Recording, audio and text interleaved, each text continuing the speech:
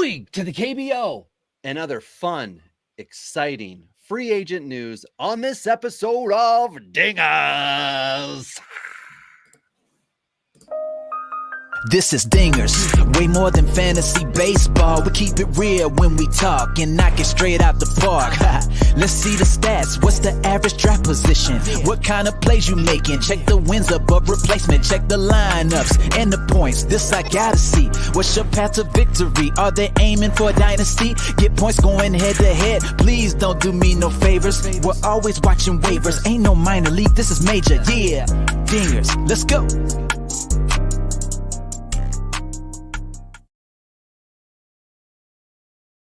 Welcome to Dingers, the only fantasy baseball podcast for smart people. It's not just $500 million that wins you championships. That's why week in and week out, we're delivering tips and strategies to help you live that straight up OG lifestyle. Tyler Child's joined again, as always, by Robbie Baseball from the Murder Room.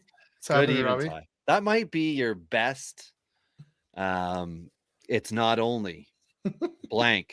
That might be the best one, and I didn't see it in the show notes, so it's extra special for me, just like it was for all the listeners. I just drove home in a snowy, blowy night. I've got the fire roasting at my feet here. It is winter in Canada, and we are in lockout mode. Ty, how are you? I'm excellent. I mean, it's cold. It's starting to be what we all talk about up here in Canada, and we're excited. Yeah, get a couple of those Molson Canadians, a couple of Labatt Blues, and just hunker down for the winter. Or a couple of Pilsners and a little bit of Jaeger. So funny enough, a colleague of mine and I, we started doing some homework into making our own alcohol. So we have a little bit of a side project on the go right now. Like homebrew? Professional. Oh no. Like level alcohol. So we'll see how it goes. Professional level hashtag professional level alcohol. Yeah. Pro booze circuit here, ladies and gentlemen. Before we get too far off, Ty, because we've got a lot of news and notes. That's what tonight's episode is going to be about, is what has happened since the MLB season ended and the lockout started. All those fun things. And of course, because we are your Dynasty Fantasy Baseball podcast, we're going to talk about what it means and do you care and should you care. But before we do that, we got to do the other thing. A long time ago, someone decided to put stuff in glass bottles. In some of these bottles, they put juice or milk, and that was stupid. Today, only alcohol and a few other products remain in the containers from the gods. It's time for beers and bourbon, because good advice only comes in a bottle.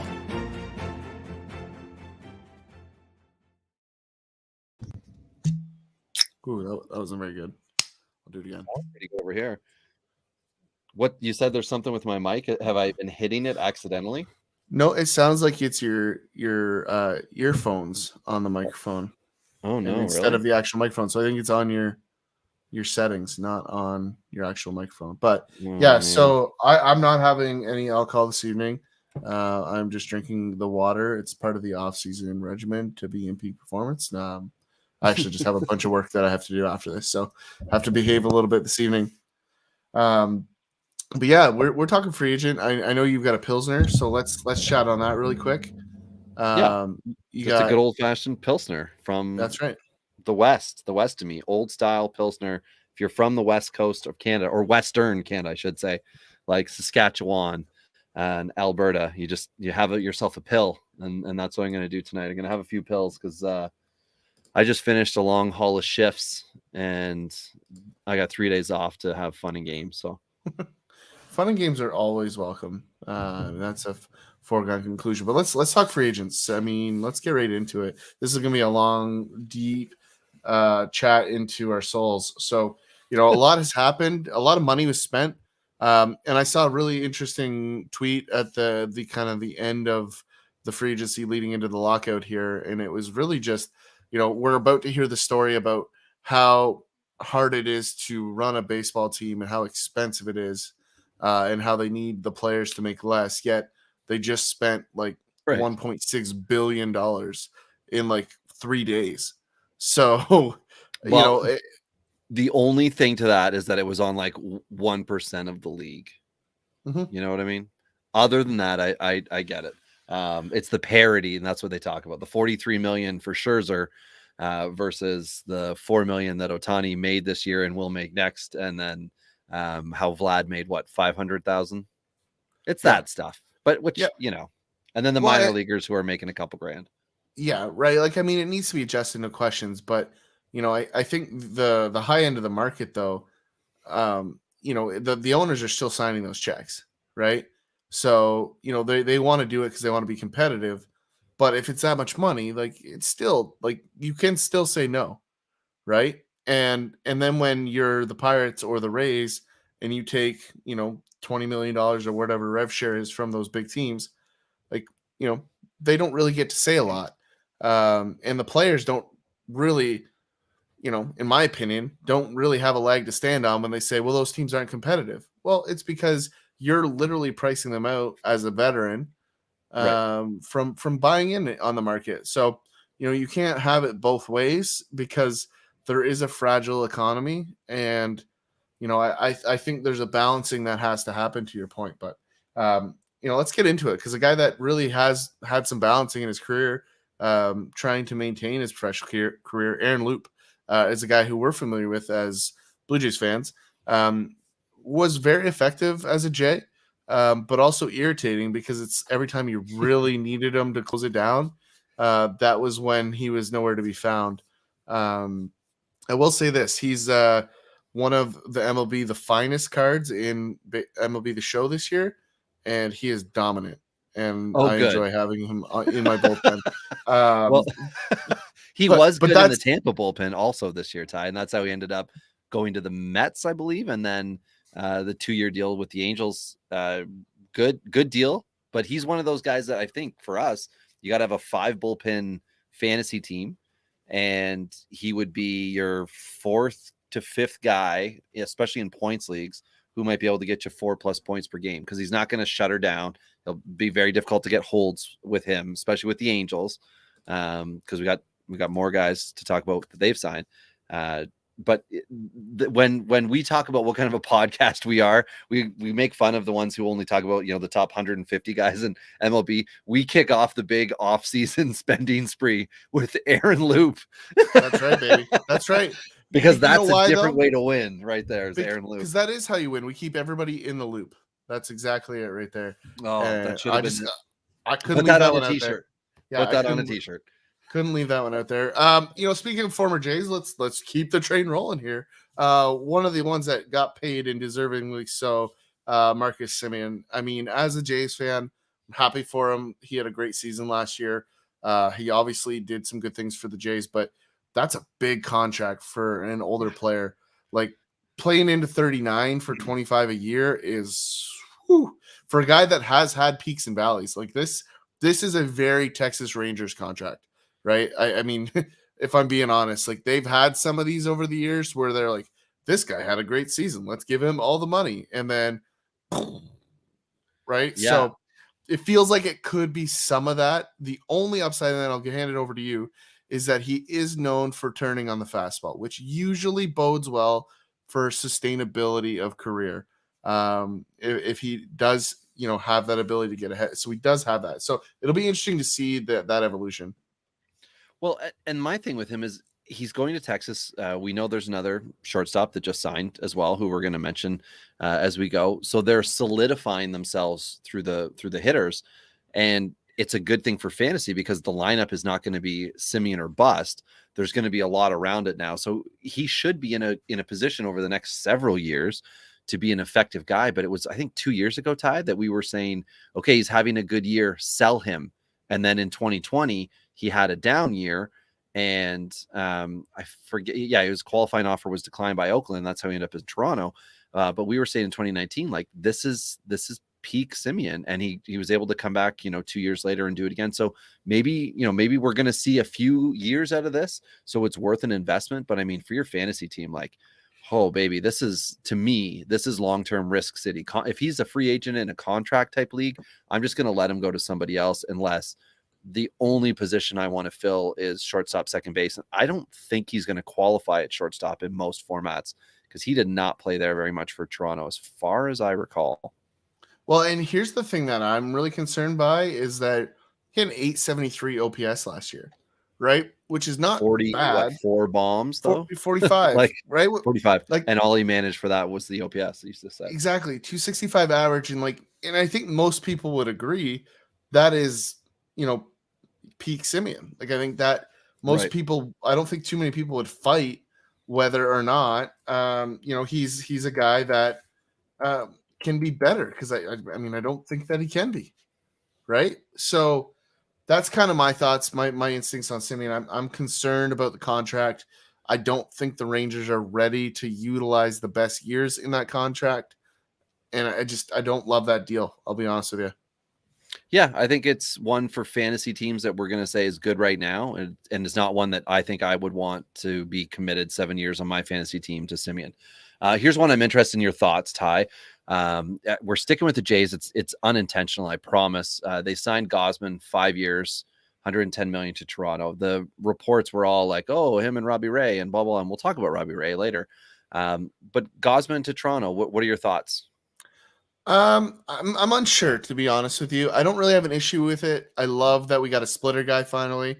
I'm really excited to watch splitters. We've talked about that before, so that part I'm jacked for. I think he'll be fine, and I think I will say this: if you were to ask me, do I want Ray or Gausman? I take Gausman all day, every day. I think Ray was the right move to let him go. We get a pick out of it. I think it's the right call to be Gausman over Ray. And I think we have a guy in AAA, Hogue, who not a lot of people are familiar with, is a lefty as well too. So I think the commodity of the right-hander fits better with the profiles in the AL East, because there's not that heavy left-handed presence outside of Devers really right now. We could still see Rizzo or Olsen, who's highly rumored to end up in New York as well. Like, there's still possibilities. Freddie Freeman is still a plausible option. So that could change a little bit, but I got to imagine that they did their homework and there's a reason they wanted him there.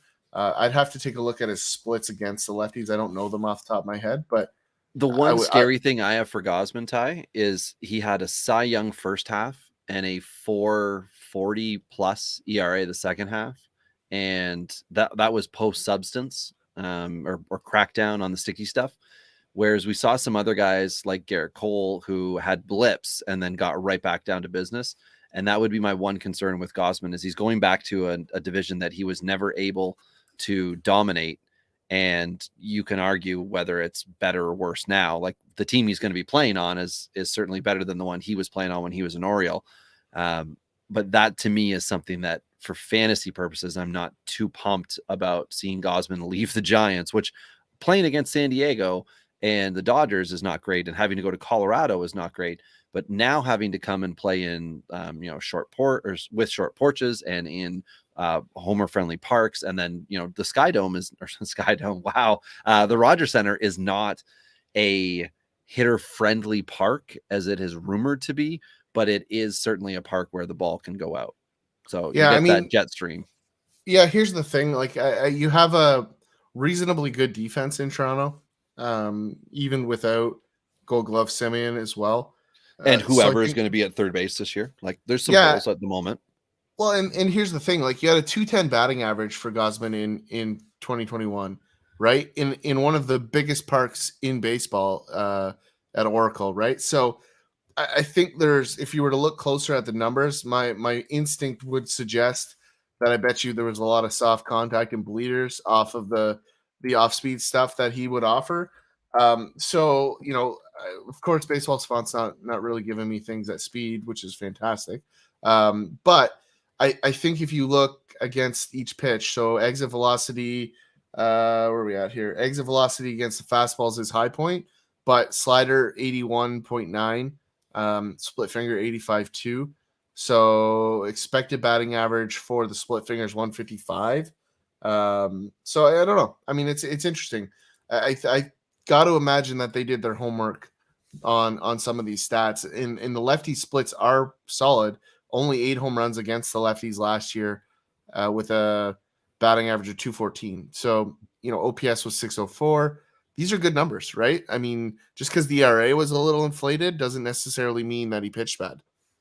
Yeah, and it's not like he had a 6 ERA in the second half, right? Like he was still in it. He just had some higher numbers overall. So, but for him, for fantasy purposes, I've got a little bit of concern, but at the same time, he will have the advantage of kind of being able to circle 12 plus wins the next couple seasons, as long as he is a major league average pitcher. He's going to be able to do that.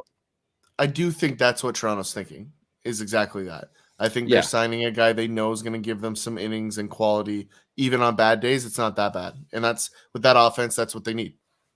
Absolutely, yeah. And somebody who was once thought of as a power bat, an outfielder, Cole Calhoun, longtime Angel, is now, what did he do last year? Arizona last year, I think it was, an injury-riddled season. He's now in Texas, joined that crew. So he's depth, but he's probably starting depth. Might be the left fielder, right fielder out there, depending on what they're going to do.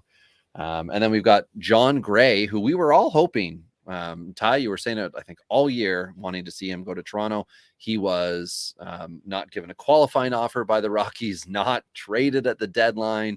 And, now all the Rocky fans, and I mean, we've interacted with some of them on Twitter. Again, find us at Dingers Pod on Twitter. Find Ty at Turney Boss. Find myself at Robbie Baseball 1. You can hit us up with your dynasty questions, fantasy baseball related. Or if you want to know, some boat stuff, I do boat stuff too still, even though it's winter. But anyway, we were discussing how good John Gray would be with Toronto. Well, now he's with Texas in 4 years, $56 million. If I was choosing between John Gray, Steven Matz, Alex Wood, Anthony Desclafani, like name most of those types of starters, like John Gray would have been at the top of my list. So I think Texas is going to be okay with this one. Like, I think they fed it to it on the Simeon deal, but I think this might be there's 2 deals for me that might be the deal of the offseason, and I think this very easily could be one of them. I do think this is a bad deal for John Gray. Like, I absolutely think 4 he should years have of himself. Yeah. I absolutely think he should have done a 1-year pillow somewhere, and then went back to the drawing board with 1 season removed from that disaster in Colorado. Yeah, I guess we can fit right in now. I don't know whether I actually put in the notes or not because it seems like it happened a while ago, but Noah Syndergaard signed a 1-year, $21 million deal with the Angels. That's the pillow contract right there.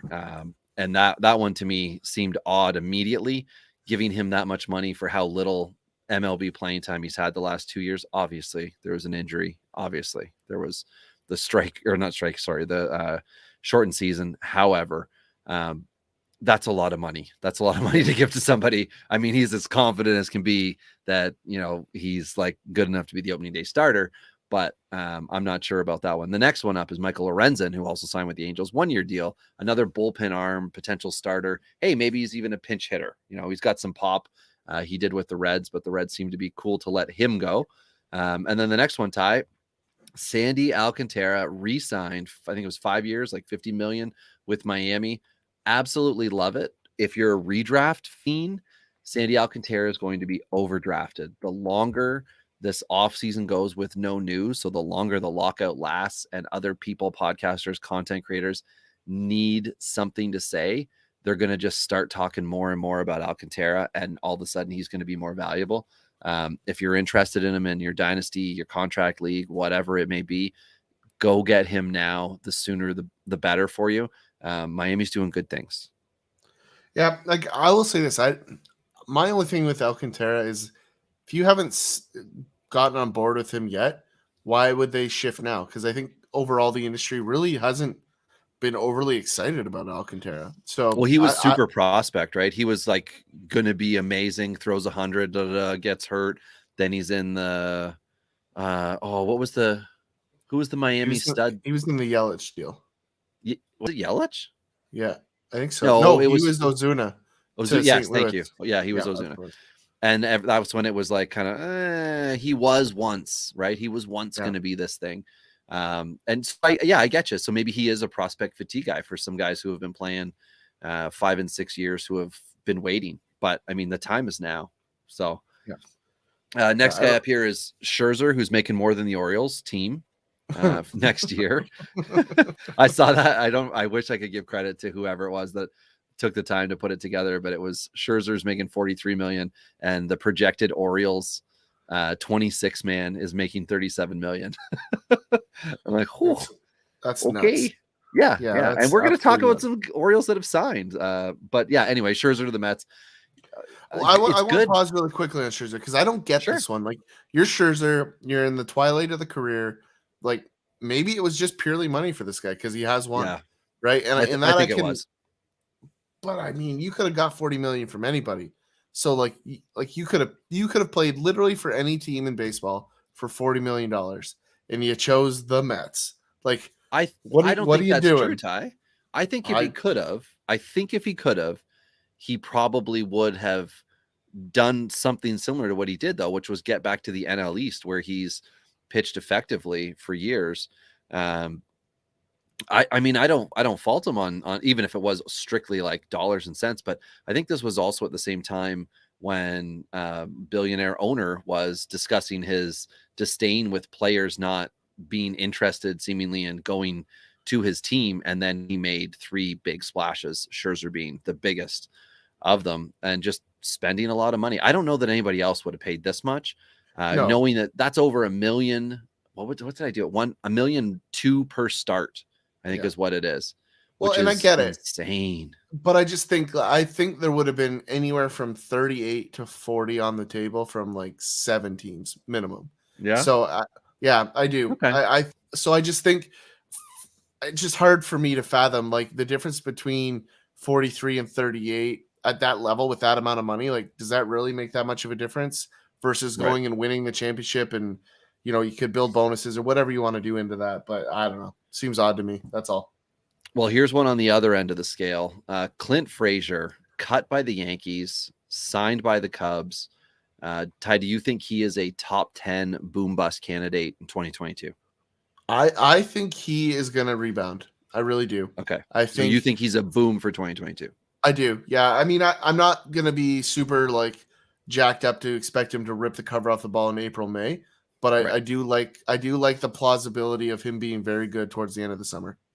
Here's a good way for me to word it, because I'm trying to think of ways that we can talk about how these players would rank for us as far as a dynasty roster. So if they're a prospect, obviously they could be in your minors. That's a normal thing. Clint Frazier is no longer that. Would you want him to be a starter for your dynasty team, or would you want him to be a bench player for your dynasty team? Let's assume we're talking 15 team and up here. He is a starter on one of my dynasty teams, so I will side on that side of the conversation. I think so. That's a reality. Would you want him to be? If you could pick, would you want, Clint Frazier in my outfield, or would you want Clint Frazier on my bench with the option, obviously, of being able to move him into your starting lineup if he does, in fact, if you roll in with Clint Frazier on either side of that coin and don't have a handcuff or somebody to pair with him, like, you're walking on glass ceiling, right? Like, I mean, that's okay.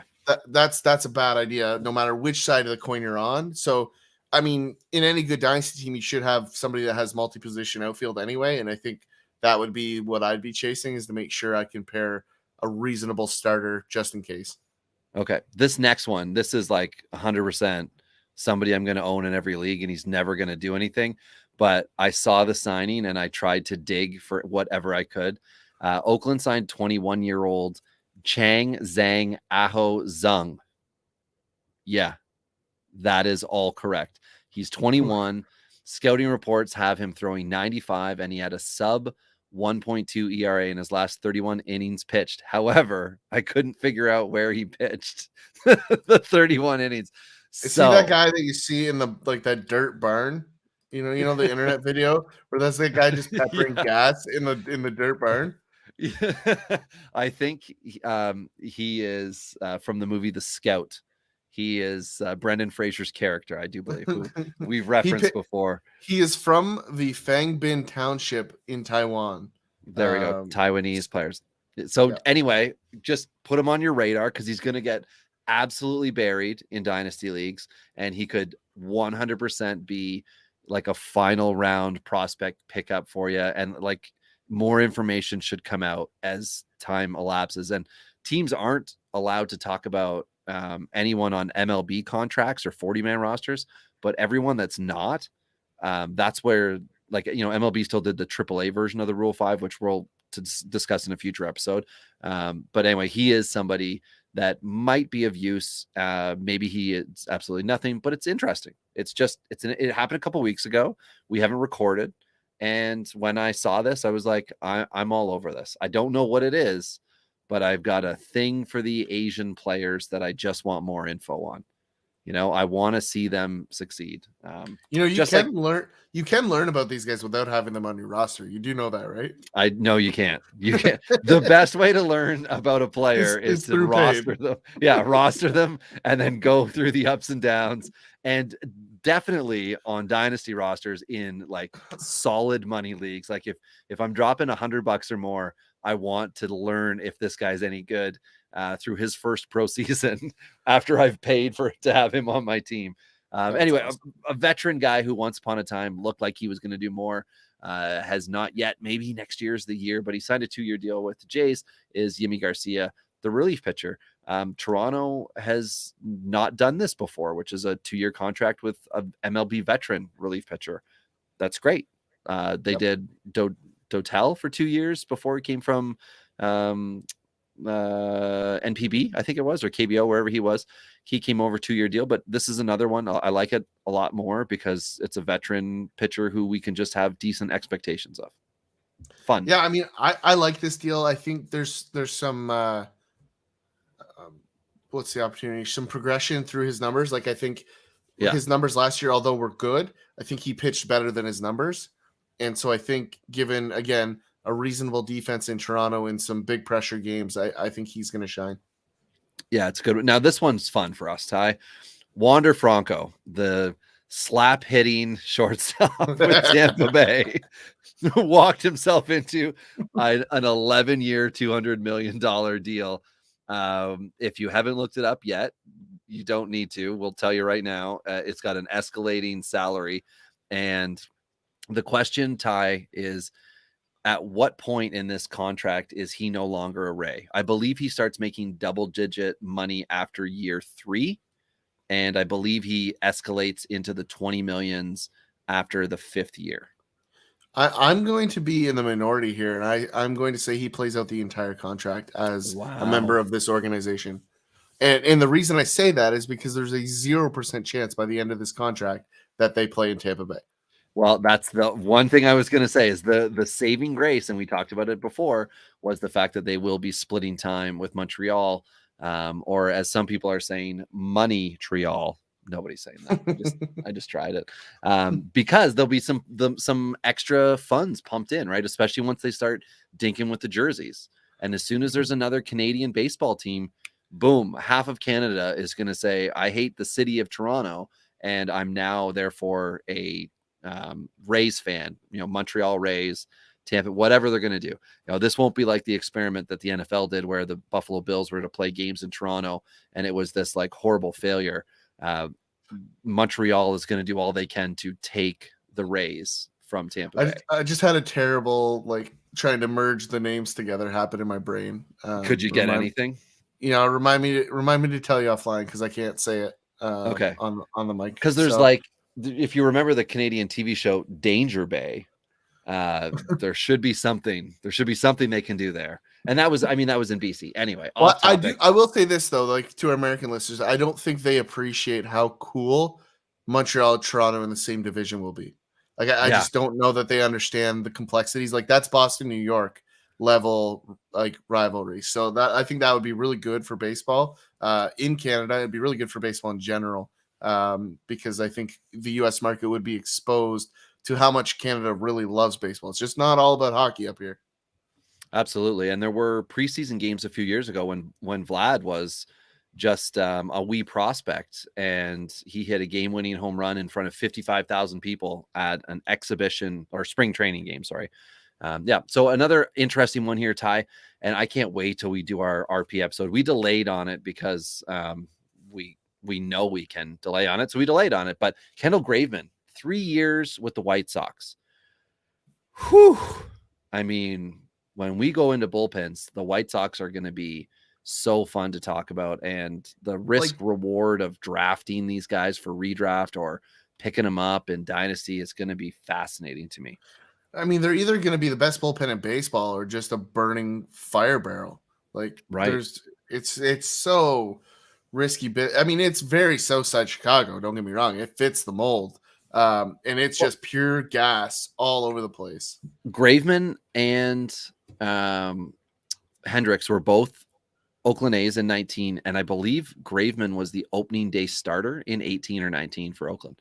Yeah. Fun fact. Byron Buxton signed what you think could be an amazing 7-year, $100 million deal with Minnesota. And I think is laughable at this point in time that Minnesota was willing to do this. But Buxton has signed the big deal. And for a team that very recently had, 2 good prospects for every one MLB position, they now seem to be really clogged with veterans. So it'll be interesting to see if this does good or bad things for those prospects and how they develop. But what do you think about Byron Buxton on the positive end for fantasy owners? Well, I'm gonna put it into a context that will change your perception of this deal, and it will hurt a little bit. So just a heads up. This 7-year deal is $26 million less than the 7-year deal Vernon Wells signed in Toronto. I was wondering if you were going to talk about Vernon Wells. Yeah. So when you look at those two players, right, there's a stark difference. And in 2008, which was, I believe, the first year of the deal, he hit 300, but got hurt. And from there, it was just consistently brutal. Like, it just down, right? And it just really wasn't that good. I feel like there's still a lot of upside for Buxton. And I think he can easily outperform this. And this might be the deal. This one and Gray are my 2 favorite deals of this offseason. Okay.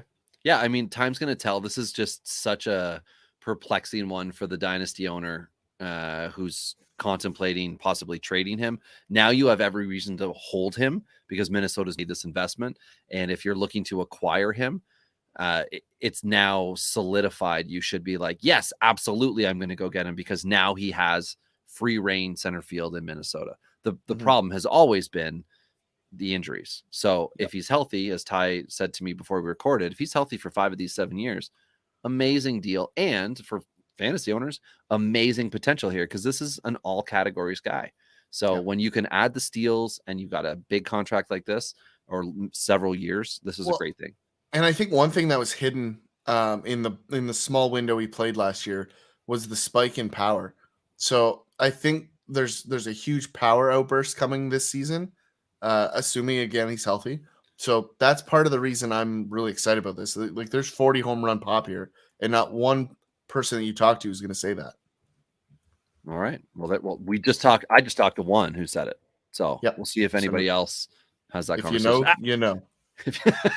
Avisel Garcia, 4-year deal with Miami. A good depth signing. Garcia's moved around a little bit, but solid outfield. Now, the only issue I have with this deal is that we talked about it a year ago when we were discussing all the prospects in Miami, that they've got a lot of outfield prospects. So locking a guy up for 4 years means there's now one less position available, but it wasn't such huge money that you expect him to locked in starter over the next 4 years. So you can slow roll some guys. I think this deal is an example of an NL team getting ahead of the DH curve. Possibly. Yeah. That would certainly be his better position. Yeah. If you were to pick that. The Giants re-signed former Red Anthony Desclafani for 3 years. The same day they announced re-signing Alex Wood for 2 years. Now, Alex Wood did start in the playoffs for them. Alex Wood was not absolutely terrible. And Alex Wood has been an all-star level pitcher. All you have to do is just ask him, and he will tell you that he should be an all-star every year. So Alex Wood could do good things. Everybody forgets, Ty, San Francisco also signed Aaron Sanchez last year. And that did not go well, but that's why they made other moves like Desclafani and Alex Wood. And I randomly saw somebody yesterday wearing an Aaron Sanchez Jays jersey. And I said, hey, where did you get that jersey? And I was so disappointed that her response was, somebody gave it to me. I was like, it was probably Aaron Sanchez when he was leaving Toronto. Because that guy wanted to get the hell out of town. Yeah. Marcus Stroman unloaded his closet. yeah. As soon as he unfollowed him on Twitter, started just throwing him out the window. Michael Wacha, 1 year, $6 million with Boston. Whatever, not a big deal. Corey Kluber, 1 year, $8 million with Tampa Bay. Ty, what do you think about that one? I kind of hate it because I don't like the idea of Kluber being good for any period of time with Tampa Bay. But I mean, Rich Hill was getting good with Tampa Bay last year, and they traded him. So I have a young guy that works for me, and he's a Tampa Bay Ray fan, and he reminded me the other day that I once said, if Tampa Bay signs a pitcher, you should be concerned. That's exactly how I feel about this deal. I feel that way every time Tampa signs a pitcher, because you look at it and go, that's not that good a deal. And then all of a sudden you're like, oh, it was a really good deal. And it just feels like that's what it's going to be here. I've been expecting Kluber to have at least one more year of greatness. Is it going to be with Tampa Bay? I don't know. But I do think this is the last shot for Kluber. I really think if he doesn't finish it up here and show some oomph down the stretch here, I think he'll hang him up. Yeah, I mean, he signed with Texas and injured, didn't get to get it done. Signed with New York, got to play again, injured, and now with Tampa Bay. So this is 3 teams in 3 years for a guy who was a locked in ace with Cleveland for several years.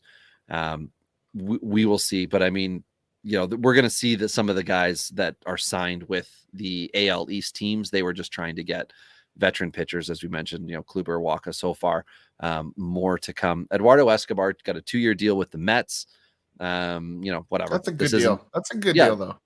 This isn't a huge one for fantasy owners. This doesn't do anything great, but Escobar has his moments in every season where you are very happy to have him. He just isn't somebody that I want to have as my locked in, this is my middle infielder. I think he could be the back of the train, honestly. I think he could be in a really good position in New York. I think for fantasy value for him, I actually think this was one of the better landing spots. I think he'll see some value, and especially if Conforto doesn't resign. I think that'll move him up. Which even seems further. inevitable. Yeah, at this at this moment in time. So a very interesting signing for the relief pitcher aficionados out there. Hector Neris, 2 years with Houston. I think he's just the closer now. I think that's what you do. You lock this guy in, and maybe you dink with it in April and May, but he becomes your guy through the dog days and into September and beyond. Hector Neris could be in line for 30+ saves. If Houston wanted to do something with Kendall Graveman, they obviously had the ability to do it, but they were looking for something different. So I think it's going to be Hector Neris's job. And as we know, Houston's riding a wave of, like the AL West tie is going to be an insane division next year. And I think the team that wins it will probably have 95 or fewer wins because they're just going to beat the piss out of everybody. I don't disagree with that at all. But I will say Ryan Presley is definitely the closer in Houston. It's his to lose. The days of Neris closing, he's just too much of a roller coaster to close on a good team. We'll have to see how this plays out then. Yeah, I think you might see one of McCullers or Urquidy pack the back end of that pen a little bit. Because I mean they cannot continue to roll McCullers out for like 30% of the season. At some point, they just have that's the problem with him, right? He's a very good pitcher. He's a very good pitcher, but for Dynasty and you and I have never been like, yes, this is the Lance McCullers year. Yeah. And because of that, and then the fact that you look at the amount of playing time he's had and like how many starts per year and things like, yeah, of course he's good, but do you want to get one of the next 3 seasons where you get 20+ starts out of McCullers and he's really, really good and gets you into the playoffs? Or as you're alluding to, do you want to move him to the pen and you could see him 50+ times a year? I mean, maybe 45 times. And he ends games. Well, I mean, the reality is like percentage of pitches, like sinker, slider, curveball make up 80% of his repertoire, right? Like almost 85% of his repertoire. So like that's a lot of like wear and tear on your arm, right? I mean, that's the reality. Well, we saw the playoffs where McCullers just went curveball crazy, and that was so fun as well, even though they were cheating. Anyway, former Pittsburgh Pirate Adam Frazier, who was traded in season last year to San Diego, where he sucked, had been traded, essentially given away to Seattle, who will now hope that he returns to that Pittsburgh form. And I think he is now their second baseman, and Seattle has a very intriguing lineup. And you got the Ty France, Evan White first base situation. You've got Abraham Toro, who could be your third baseman. You've got Corey Crawford as your JP Crawford. JP Crawford as your shortstop. And then all those outfielders. It's fun and games in Seattle. And Adam Frazier is a trade. I think that's a good one under the radar because he finished poorly. And dynasty wise, I don't know that I would want to lock him in a 20-team league as my starting second baseman, but anything bigger, especially a 30-team, I'd be happy to have him there. I think he's going to get enough at bats, 400 plus, to give you the opportunity. I think you might see Seattle do a bit of a throwback here, though. Like if you look at Crawford, they signed Griffey. You think they're going to sign Griffey? But I mean, no. If you look at Crawford batting 1 or 9, right, yep. And then you have Frazier 1 or 9, and then you add so some contact bats. Kyle Lewis into 2 or whoever, doesn't really matter after that. But he's an all-star.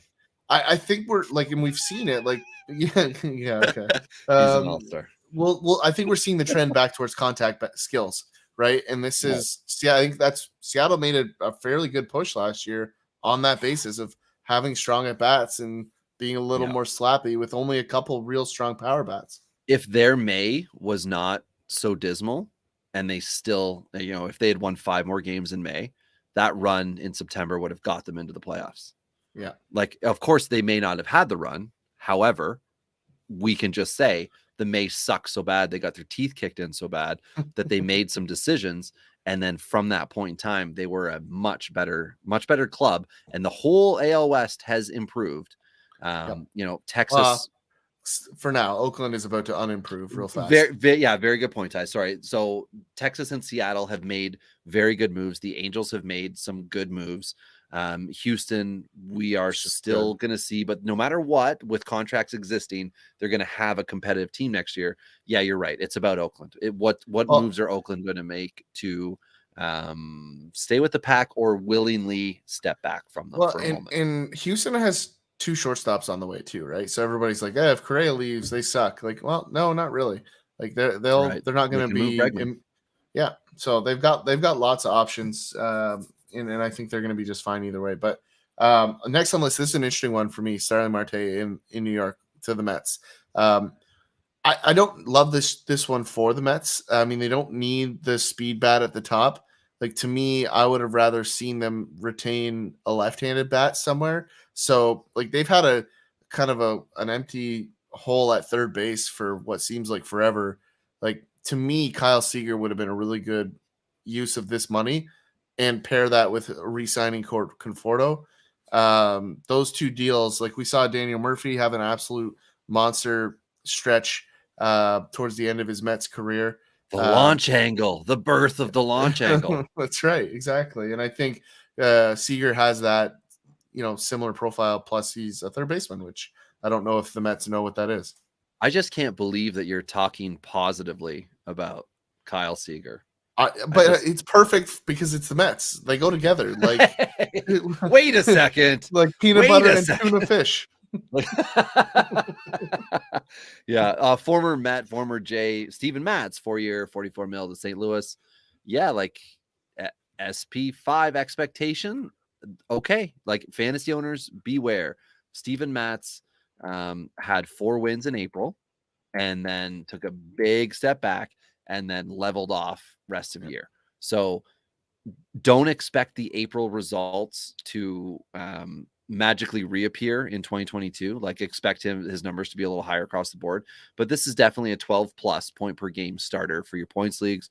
Very effective guy and an underrated signing, I will say, long term when this off season's over, because of the length. If Steven Matz is healthy, he'll still be a starter in St. Louis in 4 years. So that's a good thing for him. Mark Cann signed a 2-year deal with the Mets, underrated, good time in Oakland, and now he moves on. One part of that Oakland erosion.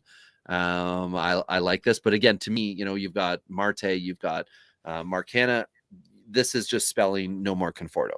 So I don't think it's the worst move, right? Like I don't think it's the worst move for the Mets to move on from one shortened season of success with Conforto, but the ability for Conforto to have a longer, more successful track record than Marte's 4 years and Can's 2 certainly exists. But again, he's got to sign for us to give any point of comparison. If he ends up a Rocky, that would be fun. Yeah. A guy who needs a big ballpark, that would be fun to see him there. Now, you don't want him to play in the outfield. You'd want him to DH maybe to stay healthy. But anyway, former first-round pick Kyle Zimmer, who did a little bit of interesting, if you're in a safe hold league, some interesting things for you last year. He was released by Kansas City. So whatever. We talk about the minor moves because they matter to people. I got to imagine that he's going to go to the Asian market. Like it just feels like that.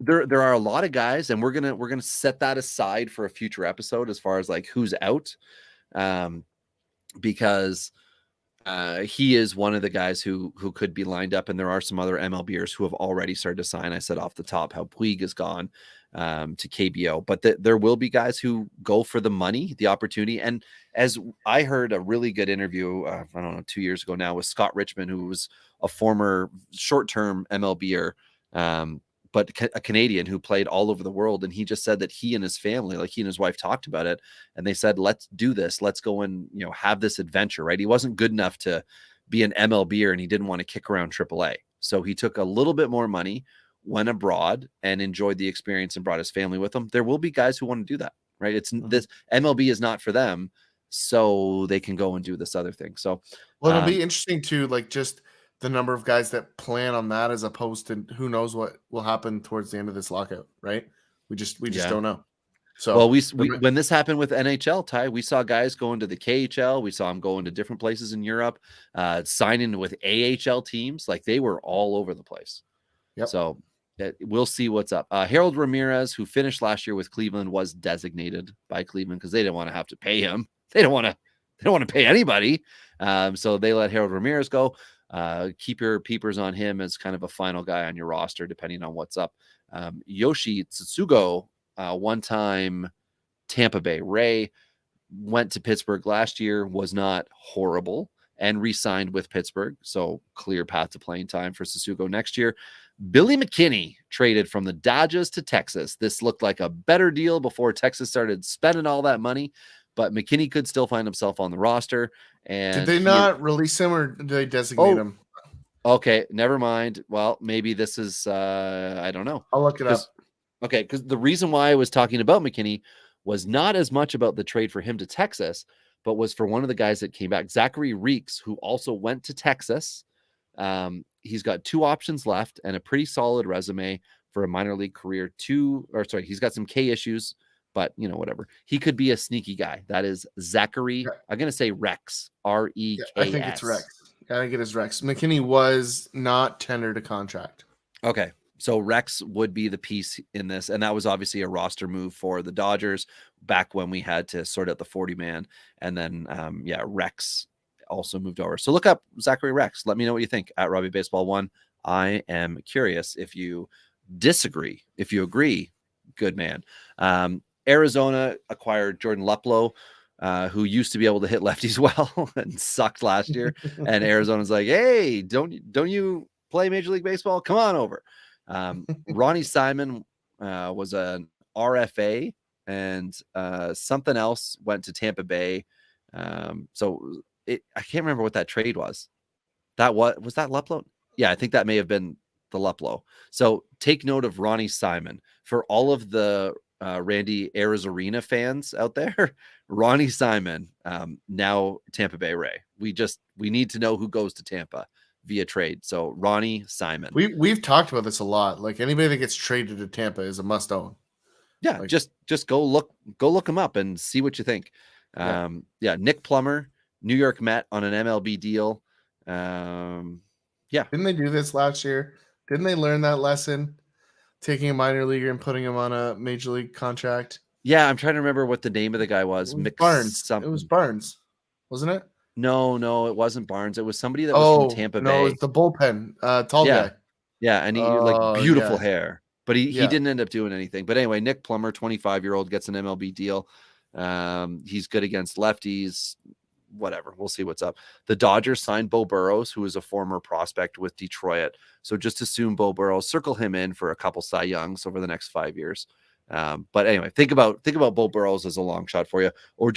Rougned Odor was cut by the Yankees. He since was re-signed, and I have it in the notes a little bit later, by Baltimore. This is the classic Baltimore signs of middle infielder. However, Odor is not the average type hitter that Baltimore typically signs. They get a decent average shortstop. And do you know why they didn't sign a shortstop yet, Ty? Because they have Ramon Urias. That's right, everybody. Ramon Urias, shortstop, Baltimore Orioles. I would also like to just say the name Jeff Hoffman right now. I would like to say Nick Madrigal. Who else haven't I talked about in a long time? Jerry DiPoto. We're going to talk about him when we get down to Robbie Ray. Anyway, back on topic. Alexander Baysby, former prospect, back with the White Sox on a minor league deal. I don't remember what it was that he left for via trade, obviously. Catcher, 30. These are the deep league guys. All right. All the deep league guys, listen up right now. 32-year-old catcher Juan Gratterall signed a minor league deal with Arizona. A AAA high average hitter, and last year, 293 average. A long shot for MLB at bats, but just note that. Just note that. Juan Future Gratterall. Double-A manager Juan Gratterall. Future bullpen catcher. But anyway, if not. So anyway, we've got Jose Peraza, Ty. Your boy, Jose Peraza, minor league deal to the Yankees. They are in the league of taking shots on guys who are toast. And Jose Peraza, former stolen base prospect threat, whatever. Yeah, he's bounced. So we've got the younger Seager, who did, of course, sign with Texas. What was that deal like? 40. Oh my God. Yeah, that was a mega deal. 325. That's a gross deal. And he's locked in with Texas. So, okay, cool. Like we saw some of these mega deals coming, and here's one for Seager. To me, that's too much. He doesn't have the track record, and I know you love him, Ty. I know you love, but I just think that this is not going to go well. Like, yeah, he's on your list. Okay, cool. Oh, 100%. He's on like any roster I can roster him on. He's on it. Like, fine. Give me the Corey Seager all day, every day. I guess underappreciated shortstop in fantasy baseball. Well, I was gonna say, I guess like I'm a Trey Turner guy, and obviously Ramon Urias. Those are my two shortstops. Vastly different guys. Vastly different. Are they though? But Trey Turner is already being talked about. And again, as we like to say here, when you start to hear the rumblings with the smart fantasy baseball people talking about where they would take the elite shortstops, and we're hearing that Trey Turner would be 1-1 for people this offseason when they go into their redrafts. That tells me that there's going to be a ton of value later on in drafts. And Seager is going to be one of those guys, Ty, who I think gets forgotten about and ends up as like the 5th or 6th ranked shortstop for next year. And you could still get him and get great value because Texas is going to get runs. How do you not take Tatis 1-1 if you're taking a shortstop? Like, the guy played less games than everyone else and was just as good or better in almost every category. Yeah, it's the shoulder for me. That's my hesitation with him. Who cares? Well, anybody that wants to win, I guess. I'll take Tatis 1-8 if any league is. Yeah, if he's sitting there, right? Slide that long, like if he makes it past 1-3, that's stupid. Okay, all right. So, Rich Hill back with the Red Sox, Ty. That's where he resurrected his career with a beautiful September. I don't know when it was, 2017, something like that. He had a good month and then was able to get himself a 1-year, $5 million deal, something like that with Oakland. And then it all kicked back in for Rich Hill. Hopefully he can go back and finish his career with the Sox next year and be decent. That'd be really nice. As long as they end up at the end, not winning the division again. The Dodgers re-signed Chris Taylor. That's cool. There was all this talk this offseason of all the things that were going to happen with Chris Taylor. Well, he went back to Dodgerville. So sorry, Gavin Lux. We do want to see Gavin Lux get a shot, be good, and progress. But Chris Taylor is going to be in that mix now too. You've got Trey Turner. You've got, I don't know, you've got everybody with the Dodgers. So it's just more fun and more excitement. Ty, I'm curious to your thoughts on Marcus Stroman to the Cubs as a fantasy signing. What are you thinking now that he is with the Cubs? I mean, the middle infield for the Cubs is still pretty good, right? I mean, you've got Horner and Madrigal. They're going to be fine up the middle. So, I mean, I really don't hate the signing. I mean, I dislike Stroman. It was like, I'm super pumped. No one is super pumped, man. Like, no one. Right. Like I do think for fantasy value, it's a reasonable spot. I mean, he's going to hurt you in wins, but I don't think the Cubs are going to be as bad as everybody thinks. Like, that's the one thing I'll add to that. Yeah. Like, I think everybody's assuming they're going to be the worst team in baseball, and that's just not the case. They're sneaky above average for a team that has a bunch of nobodies, honestly. Oh no, you're absolutely right. And they added to the bunch of nobodies with Yan Gomes. And I say nobodies because Yan Gomes isn't some type of fantasy darling or anything like that. But they also have Contreras, a catcher. Yep. But they signed Gomes. So what's going on? What's going on, Cubbies? I mean, it seems pretty obvious. Yeah, like I think Wink, there's wink. a trade. Yeah, I think there's a trade that's going to occur at some point in time. But I like Yan Gomes as a receiving catcher. Mm-hmm. So I think that this is a good thing for Stroman. And as far as fantasy goes, like Marcus and Stroman's don't not forget a high K guy. But don't forget they played together in Toronto, right? Like, they had time together. So that's they've spent some very small amount of time, but they probably came up in the minors together. I'd have to look back on that, but got to imagine they were close. Yeah, that might be an interesting thing. A side note, because he ended up getting Gomes got traded from Toronto to Cleveland, got a 5-year deal. At some point in that deal, I believe it was still existing when he started to get moved around a little bit. But Gomes spent time with Washington, I think, last year, and now with the Cubs. But Stroman, not a high K guy. Stand corrected. Stroman was 14 debut in Toronto, and Gomes was only in 12. So so they would have missed each other. Yeah. Yeah. But that aside, their ability to work together is still going to be probably pretty good because Gomes is good at what he does. And Stroman, again, pitch to contact guy, weak contact, whatever. It should aid that he has Yan Gomes there. And, it's not Ramos who's back behind. So Philly signed Corey Knebel, who was able to get back to pitching properly last year to the bullpen. Nothing elite, nothing crazy. But hey, Philly signed a guy, and this would be, again, in your 5 type relief pitcher league format, whatever. Or if you only have 3 guys, maybe he would be your 4th that you would take a chance on. You just never know, right? When you can have a guy who's been an elite closer available, nobody cares about him, and he's on a team like Philly that could win 95 games. Consider it. That's all. Consider it. The heavy bias deal is official, right, Ty? That was made official. Yeah. Correct. So he is with Detroit. And when we go back through and check our free agent tracker, I believe that is who you pegged, that is where you pegged him to land. I think I had him somewhere else. I think I had him in Philly.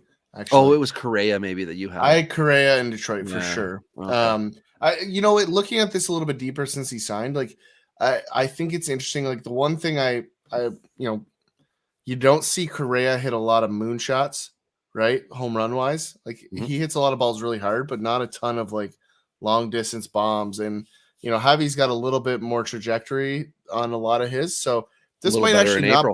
Yeah, this actually might not be a bad spot for Baez in retrospect. I mean, I'll be honest, I didn't see the potential value, but this Detroit team's coming.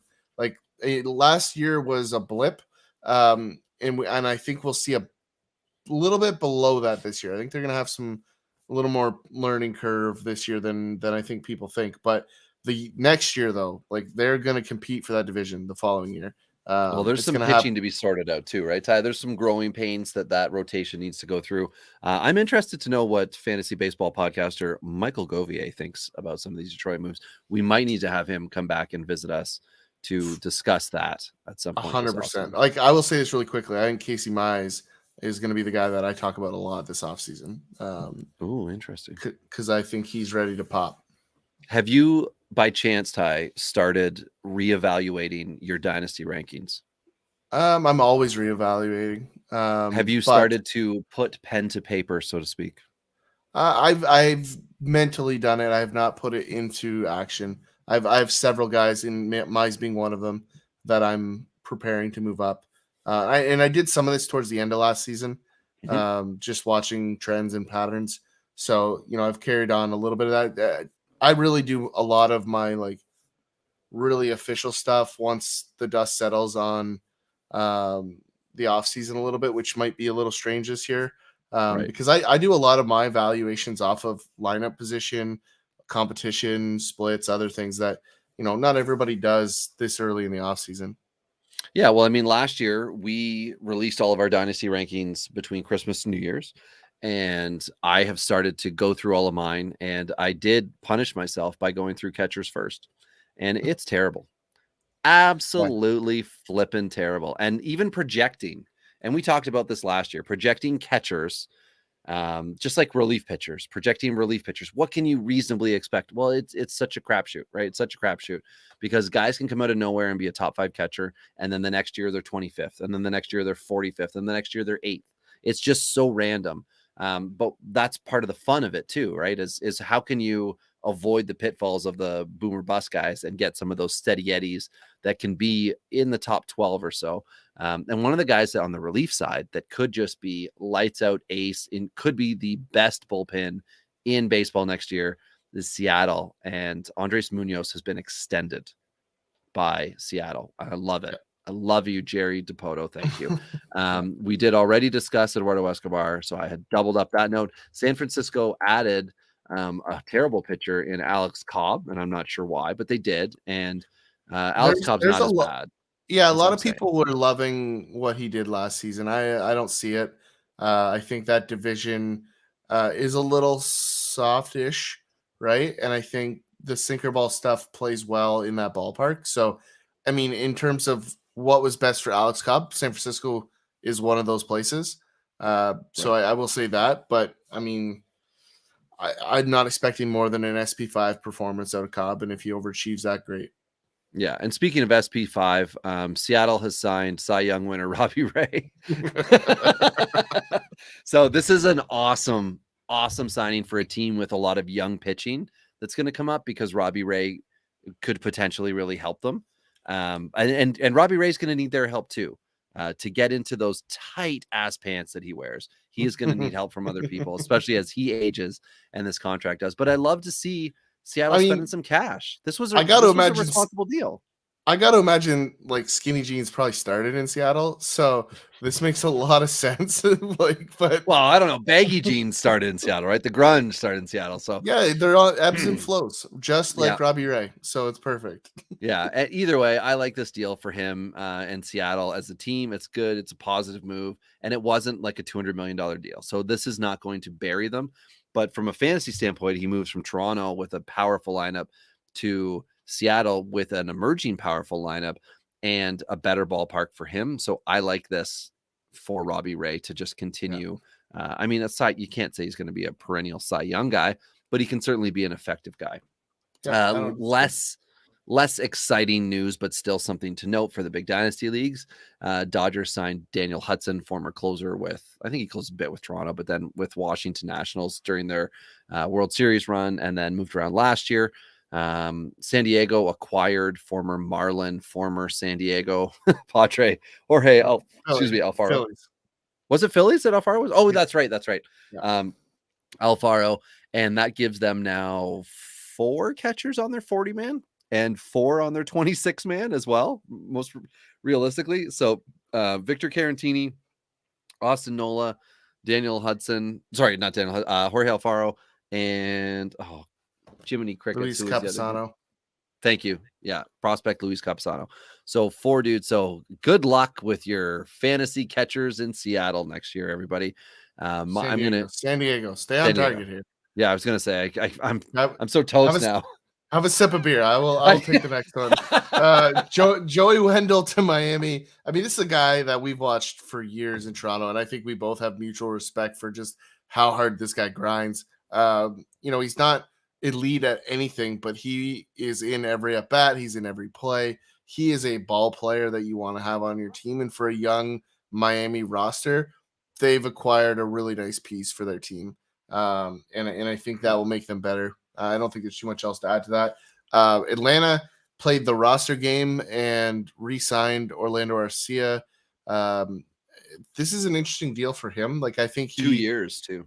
Yeah, I think he could have played himself into a better deal with some playing time somewhere else. I'm a little surprised he went back here.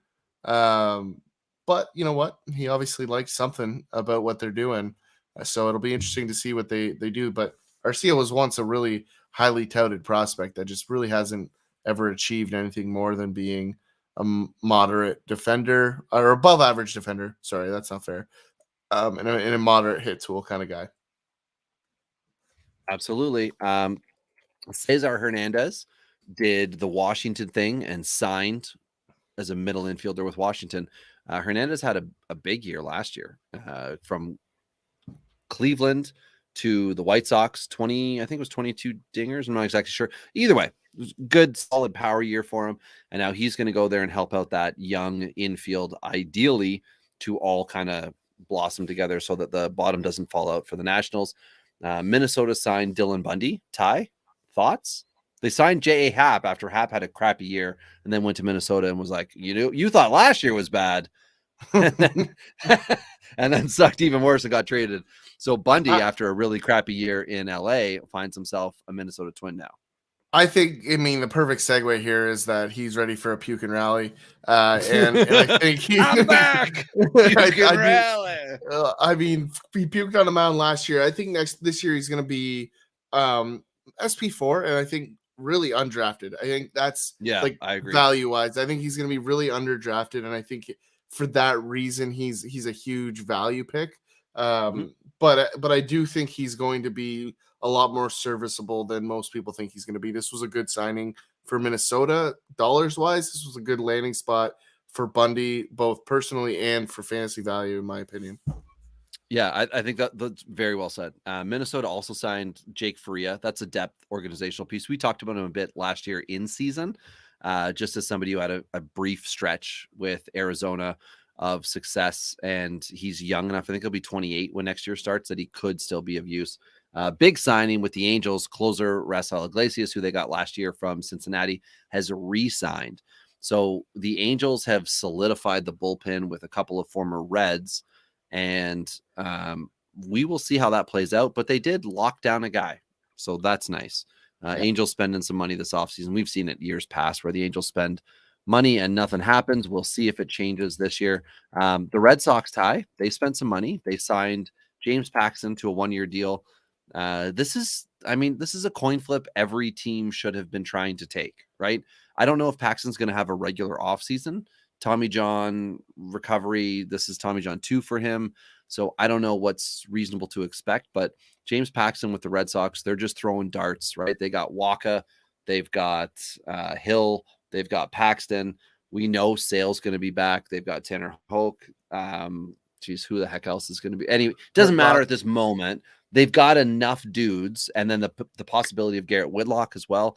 They are getting bodies, and sometimes that's important. They still haven't addressed the bullpen.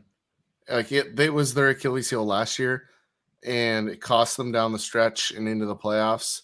And I think it's going to cost them again. And they need to address it. And I'm not understanding why they haven't. Maybe they'll be in on Kenley Jansen. That would be a good solidifying piece for them. Yeah. It'd be perfect to watch Vladdy hit, those little cutters over the monster all day, every day. But and Kimbrel's going to be out there too, right? So there's still dudes, but those are big guys. And you don't always need to just hit them. I don't see Kimbrel leaving Chicago. I know everybody thinks that's a foregone conclusion. I don't see it happening. I thought he was on the market. We'll update that. Okay, so he's option. So he's a White Sox until all right. Correct. Baltimore has signed Jordan Lyles, who was with Texas last year and was okay, I think. Yeah. Somebody we talked about a little bit, Yoel Poza re-signed a minor league deal with Texas. This is like a utility DH type, but in AAA was a catcher. So the fact he signed a minor league deal kind of shows that he didn't want to elect free agency and wanted to stay in the organization. Interesting one. Former hyped beyond belief outfielder with the Rockies, David Dahl, has been invited to spring training with Milwaukee. I mean, this is the how the ultimate mighty have fallen. story of karma. Like, he turned us down to come on our show, and his 100%. career has went straight into the garbage since then. So, and Shed Long did not want to come on the podcast. Shed Long shed you from the Seattle roster. he's long gone. Long gone. Oh, that was better. That was much better. The Cubs signed high K starting pitcher Steven Gonzalez, who spent a bit of time in the Boston bullpen last year, to a minor league deal. I have eyes on Gonzalez. You should too. Baltimore signed backup catcher Jacob Nottingham, and I only put that in because they did have Pedro Severino, and Nottingham moved around a lot last year, and we know that Adley Rutschman guy kicking around. So this could just be another little cog in the wheel, but Nottingham's Third not. baseman, Yeah. Adley Rutschman. Well, we'll see. We'll see. John Singleton. Y'all remember John Singleton? What was it? Once he was popped for marijuana, and he had something else that was 100 game. That may have been juice. But either way, John Singleton. Pardon me? Don't hate the player, hate the game. Yeah, sure.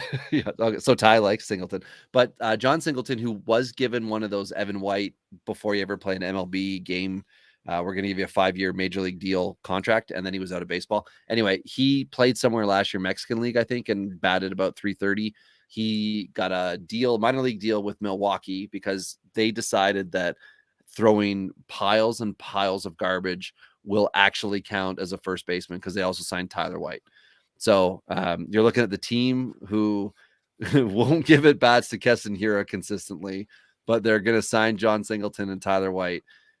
They did win the division, though. They did win the division. Do you know what I can't understand? And Toronto did the exact same thing. Like, Rowdy Talese has done nothing but, like, I know, produce, and he didn't get an offer. and they just keep insulating this guy with, like, all of this nonsense. Like, I don't get it. Like, just the guy can hit. Just let him hit.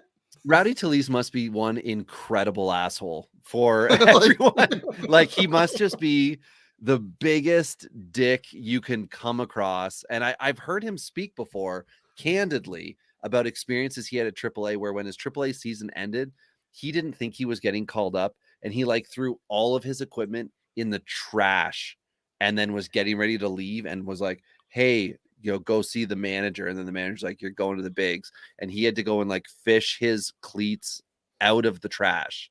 So I'm like, I think there's something there where maybe he just rubs people the wrong way. And we did talk about this on a previous podcast, but I had to say it again. Ace Brent Honeywell is an Oakland Athletic. I needed to say it another time. And then in Tommy John news, the Tommy John train, toot, toot, Brendan McKay. It's not Tommy John, but it's thoracic outlet surgery. This sucks. We know Tampa Bay's got, oh my gosh, who don't they have?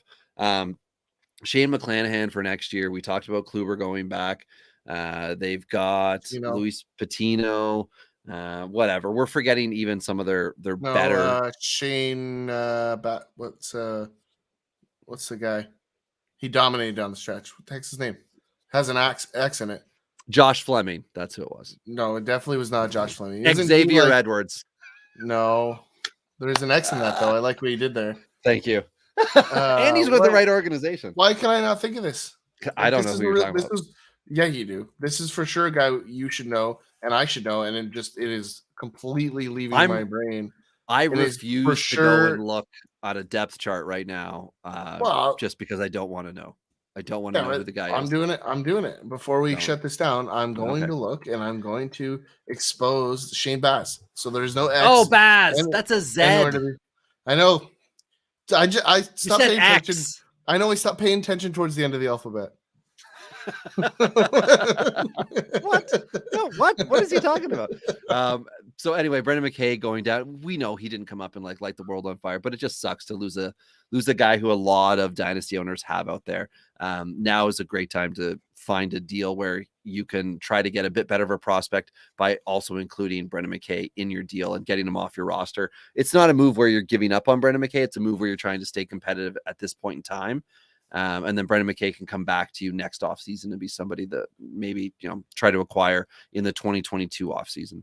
But being an effective fantasy player, dynasty player, he's a body that you might want to move right now because he's got an awful big hurdle to climb. And this is somebody who's already had several injuries and needs a lot of time. Very much the opposite of Brent Honeywell, who, although injured, is amazing at baseball. There is a high likelihood that McKay could end up in Oakland at some point, though. So that could follow the same path to stardom. It would be amazing. James Caprillion, anybody? James Caprillion. You know what? We should start calling your guys the path to stardom, and instead of like stardom, it's start-um. Ooh. That's a nice little bit. I like that. That might be worth the money it costs to have somebody do the segment to have an intro. Yeah. Path might to be. Stardom. Yeah, might be. Maybe we should talk Sunday. I was just gonna say, with that voice you just did, maybe we should talk to the fantasy baseball OG, Chris McBrien, Dear Mr. Fantasy, because his other podcast, his Pop Goes Your World podcast, just celebrated their 200th episode. If you're interested, it has been a while since we've plugged that. I appreciate you popping that in there. If you enjoy pop culture and like listening to an old fart talk nonsense about how much better the 80s is than anything else, go listen to Chris McBrien, who we love. And I'm saying this in good fun. Go listen to Pop Goes Your World because it's fun. Him and Derek Myers go back and forth, and it's lots of fun. Yeah, they just had their 200th episode. And they do a lot of movie reviews. They talk music. They talk bands. They do it all. They're good people. And congrats, guys, on 200. We are coming for you, though. 183 here on the Dinger side. So we're coming fast. So Back to the Future, is that fair? Maybe that doesn't make sense. Anyway, great spot to leave it, Robbie. Lots of stuff here. We'd love to hear from you guys. Like Robbie said, hit us up on Twitter at DingersPod. We'd love to hear what your takes are on this offseason. I mean, you might disagree with some of the things that we've said, but I'd love to know, burning question, what your favorite deal has been so far. And then we'll get into the rest of this offseason here. We're excited about what we got ahead. But until next time, it's been Rob and Tyler here on